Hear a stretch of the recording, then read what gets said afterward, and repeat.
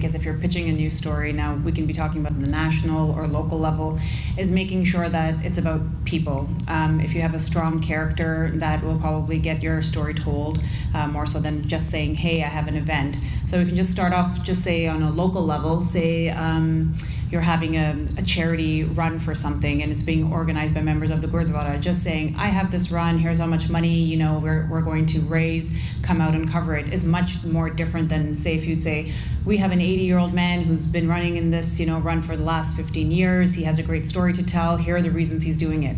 So anything that elicits emotion, so whether it's anger, fear, happiness, shock, it's like a story. Think of what you'd be going home and telling your family, what are the tenets of a good story. Once you have that, that's more likely to get your coverage. We get press releases all the time, and I know we'll probably go into that a little bit more, but especially if you're pitching for TV, you have to have good visuals as well. So, when you're making a pitch, you really have to tell the editors, here's what you're going to get if you come to our event, here are the types of people you can speak to. Everybody's busy. All newsrooms are doing a lot less with, a lot more with less, and mine included. So you just have to grab their attention and make sure that the best part of your story you're selling. A lot of times we'll get emails like, I get about 3,000 emails a day, and I'm so happy my phone's dead right now.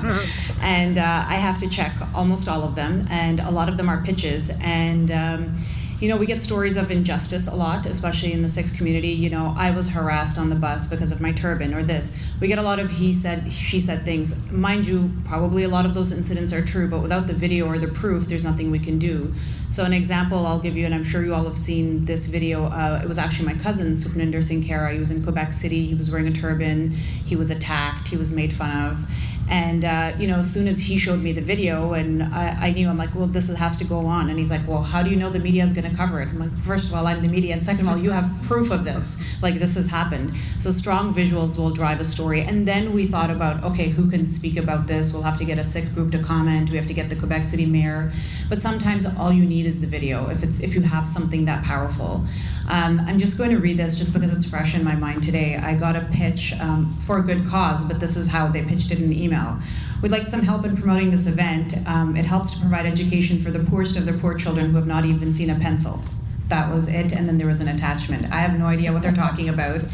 I'm super busy. I deleted it, but then I went back and looked at the attachment, and it's actually a really cool thing. It's a big yogathon event to help children in India and other parts of the world receive education. So they should have put in their email, imagine hundreds of people doing yoga, all wearing the same clothes, and here's exactly what it's about. So just the way how they phrased these three emails, had phrased these three sentences had me delete the email instead of possibly sending a camera. So it is super important. Just wanted to